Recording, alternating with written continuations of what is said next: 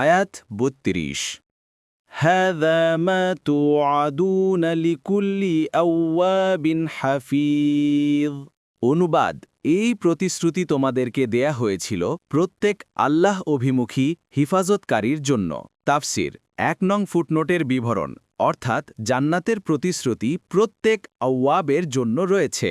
আওয়াবের অর্থ অনুরাগী, এমন ব্যক্তি যে নাফরমানি এবং প্রবৃত্তির আকাঙ্ক্ষা চরিতার্থ করার পথ পরিহার করে আনুগত্য এবং আল্লাহর সন্তুষ্টি লাভের পথ অবলম্বন করেছেন, যে আল্লাহর পছন্দ নয় এমন প্রতিটি জিনিস পরিত্যাগ করেন এবং আল্লাহ যা পছন্দ করেন তা গ্রহণ করেন।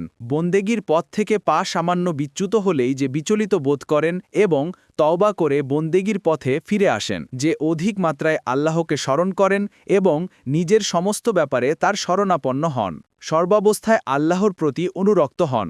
মুফাসসিরিনদের অনেকেই বলেছেন, যে ব্যক্তি নির্জনতায় গুনাহ স্মরণ ও ক্ষমা প্রার্থনা করে সেই আওয়াব। দেখুন ইবন কাসির, ফাতহুল কাদির, বাগভি। রাসূলুল্লাহ সাল্লাল্লাহু আলাইহি ওয়াসাল্লাম বলেন, যে ব্যক্তি মজলিসের উঠার সময় এই দোয়া পাঠ করে, আল্লাহ তাআলা তার এই মজলিসে কৃত সব গুনাহ মাফ করে দেন। দোয়া হচ্ছে, সুবহানাকাল্লাহুম্মা ওয়া বিহামদিকা আশহাদু আল্লা ইলাহা ইল্লা আনতা আস্তাগফিরুকা ওয়া আতুবু ইলাইক।